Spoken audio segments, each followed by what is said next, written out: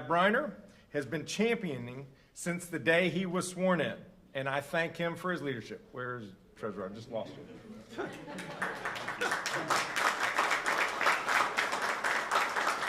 And I want to acknowledge former Treasurer, current Mayor of Raleigh, Janet Cowell, who is here and has been a supporter of this idea from her 8 years as service as Treasurer. I want to thank the bill sponsors, Representatives Jones, Hall, Ross, and Tyson. This bill will create the North Carolina Investment Authority. It establishes a board of directors for that authority, and it gives them statutory responsibilities.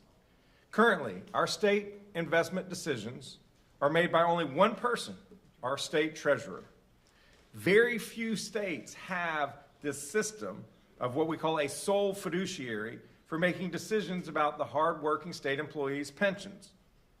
And while I trust that Treasurer Briner would do an excellent job if he kept this authority to himself, he and I share a belief that this process will be stronger when more voices are involved. This bill will put North Carolina in line with the vast majority of states in this country that also invest our state employees using a committee to help make that advice. At this point, I'll turn it over to Treasurer Briner, who will speak more about this important legislation. Treasurer. Thank you, Governor. I appreciate you allowing us to crash your home Friday morning. Our home. Our home, excuse me. I also appreciate how quickly you were to embrace this concept. We had breakfast some months ago now, and as I launched into my explanation of what this bill does, it took you almost 5 seconds to figure out how important this is for our state. We have fallen short on the investment side. That has come at a cost to our taxpayers, that has come at a cost to our retirees, and this legislation allows us to fix that problem. I also want to thank our bill sponsors, Representative Jones, Representative Ross, Representative Tyson, Representative Hall, Senator Craven, and those who are not here, Senator Lee, Senator Heiss, and former Senator Newton, all had their fingerprints on putting this proposal together in a really important way. I also want to recognize former Treasurer Mayor Cowell. We are building on the work that you started 13 years ago, I believe, and hopefully improving that even a little bit more, but it really has been a long time in the making for this state. And then I want to thank the Treasurer's team. There are a number of different departments who've been an integral part of putting this together, but particularly Kevin Sigrist, Kevin who began this some dozen years ago, Amy Auth and Colin Russell. Amy and Colin, you've spoiled me, making this so seamless and working with the General Assembly to deliver this to the governor. So now you've raised my expectations that it's always this easy. Eric Nesbitt, of course, and then our legal team, Ben and Jason of note. I'll say two things before I yield here. First, when you think about long voyages, it is a small change in degrees of destination that lead to radically different outcomes over time. If Columbus had sailed 5 degrees further north, he would have ended up in Canada, not in the Bahamas. And that is what we're doing here today. We're changing the degrees that we're headed by a slight amount, but it will have profound differences for our state over long periods of time. If we can deliver 1% more, we will be able to deliver $2 billion a year more to our state budget. And that is why we're doing this. But let me end by saying our work is not done today. While we're at the end of the beginning and we're able to put this authority together, there's a tremendous amount of work that will be done by our team to make it a reality. And I look forward to that. Thank you, everyone. Thank you, Governor. Thank you. If the bill sponsors could join the treasurer behind me as I sign this into law, I would like to invite you forward.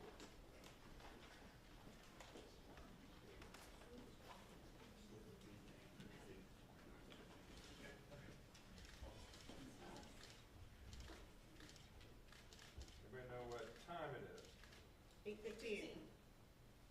Stein time. Everybody know what day this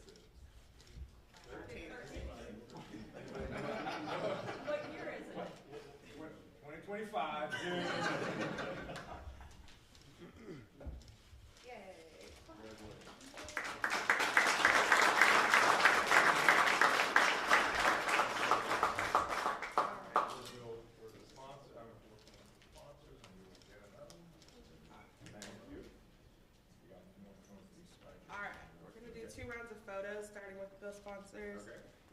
Where do you want If you'll just Right here. right on, All right, come on. right on in front.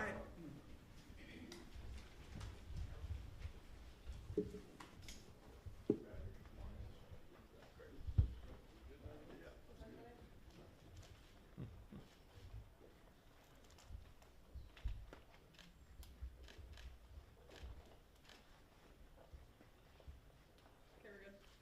All right, and now, folks from the treasurer's team. There's coffee and refreshments in that way, if we can make a hole for folks to go in there, if possible.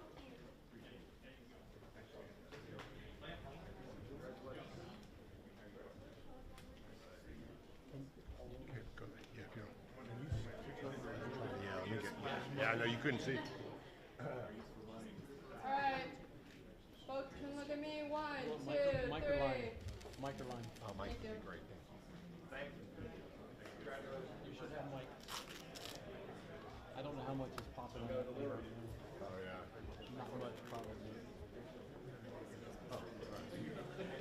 Alrighty, as we are getting kind of moving and reset, it's right there.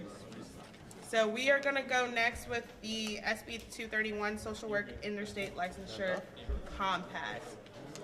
I lost Valerie, so I totally didn't even look at that table until after they started. You can come back if you want to. alright, just give it a second for a reset. And then if my folks in the ballroom want to keep watching the show, you can do that if you'd like to. It gives you more, yeah. Alrighty. There was Turn it back somebody on. back there, I think, wasn't there? Yep.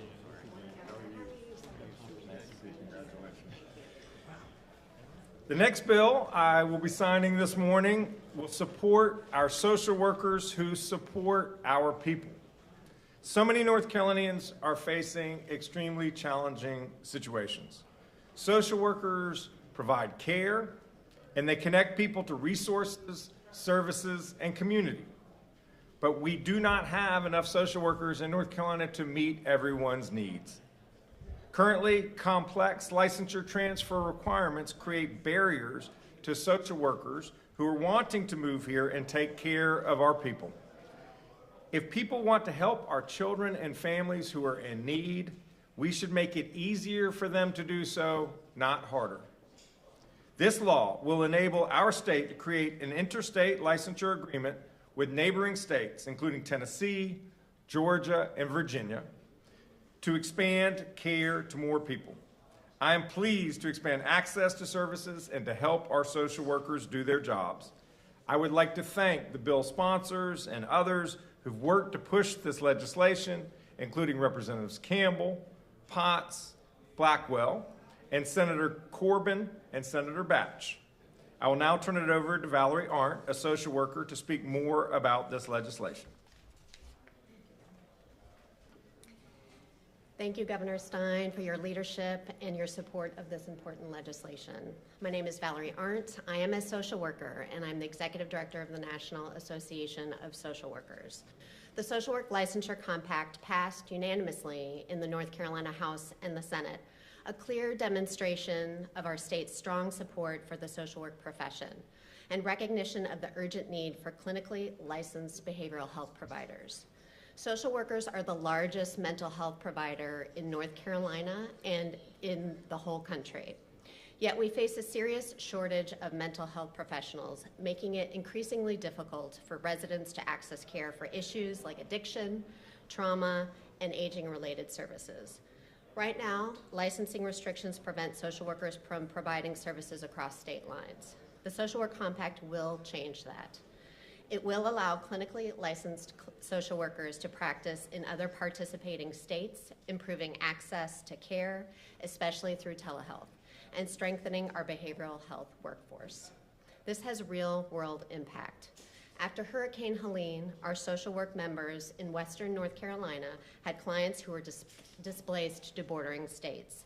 Due to licensing laws, licensed clinical social workers couldn't legally continue therapy with their clients unless they were licensed in each of those states, disrupting care at a time when it was most needed. The compact helps ensure continuity of care, no matter where life takes our residents. It also strengthens our disaster response capacity and creates more flexibility for military families, mobile workforce, and telehealth providers. I sincerely thank Representative Dr. Timothy Reeder, Representatives Campbell, Potts, and Blackwell, and Senators Corbin, Heiss, and Bergen for championing this bill. And Governor Stein, thank you so much for your unwavering commitment of the social work profession throughout your entire public service.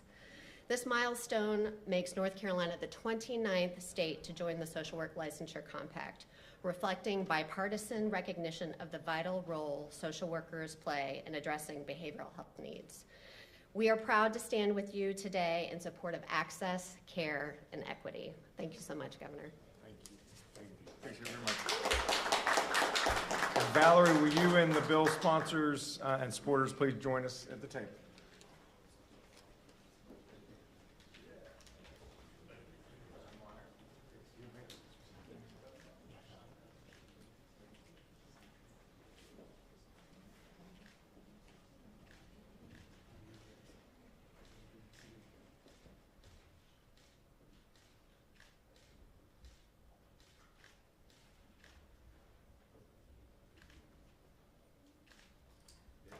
Is now law.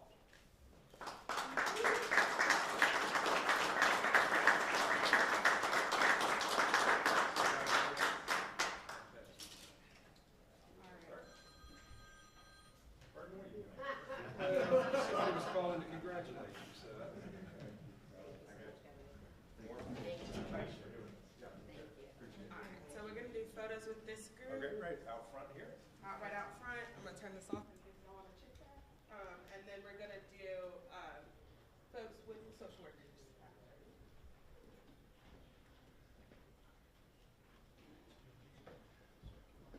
All right, 1, 2, 3.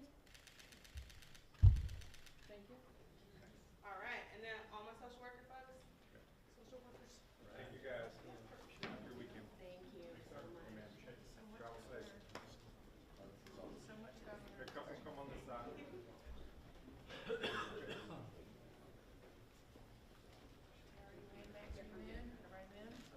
All right, folks, can look at me. 1, 2, 3. Social workers. Thank you. Who loves social work?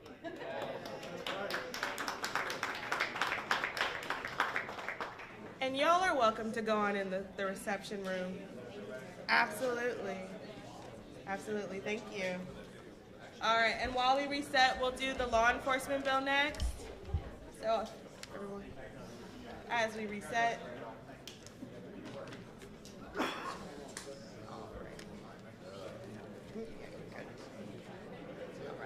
Everybody was sorry.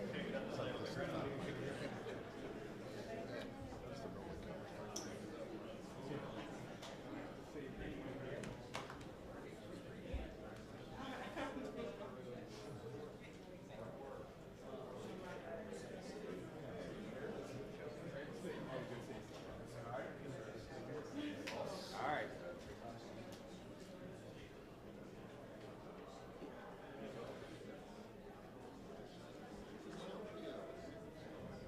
We'll wait for the door to shut. The final bill is about keeping our people safe by supporting our law enforcement. This law is a policy that a number of us have been advocating for many years, going back to when I was Attorney General. Did a series of roundtables with a number of these folks about the need to recruit and retain excellent law enforcement officers. And one of the ideas that we all talked about and then embraced is reflected in this legislation that I will be signing into law this morning. Serving in law enforcement is a special calling. We ask them to work all hours of day and night. We ask them to be peace officers, EMTs, social workers like the ones who just walked out the door, drug counselors, mentors, and so much more. We owe them our support and appreciation. Once a law enforcement officer has served for 30 years, and if he or she wants to keep serving, they find themselves with a tough choice. If they keep working, they lose out on thousands of dollars of compensation in their separation allowance. And if they retire so they can access this benefit, They cannot keep working, which is what they want to do. If we make it hard to retain our most experienced law enforcement officers, we're doing ourselves a grave disservice. If we want to keep the best, we have to support them, and that's exactly what this legislation does. They deserve to have options for when and how they retire so that if they want to stay on the job and serve their communities, they can without losing their hard-earned benefits. I want to thank the General Assembly members who made this possible. Representatives Purtle, Miller, Chesser, Cotham, Senator Berger, and many more. We're grateful for your work to prioritize public safety, and I am proud to sign this bill in a moment. And at this point, I'll bring forward our Secretary of Public Safety, Eddie Buffalo.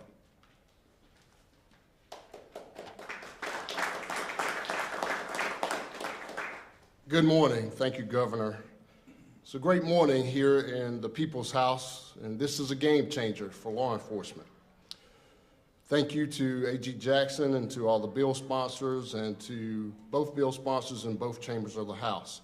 And thank you to our law enforcement professionals who every day work tirelessly to protect our citizens across the state to make North Carolina safer and stronger. Special thank you to you, Governor, for your steadfast support and leadership back as AG and now as Governor.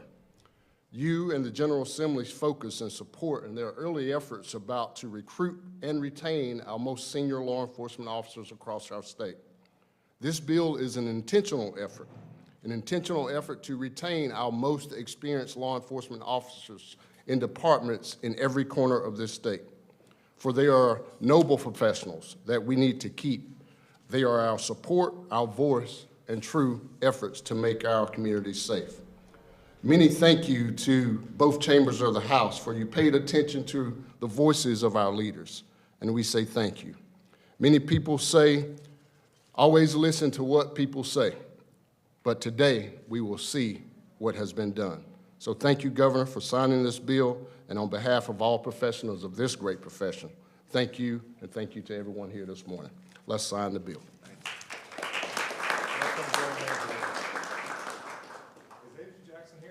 He is. Yes, sir. He's who? Attorney General Jackson, I apologize for failing to acknowledge you. Thank you for being here.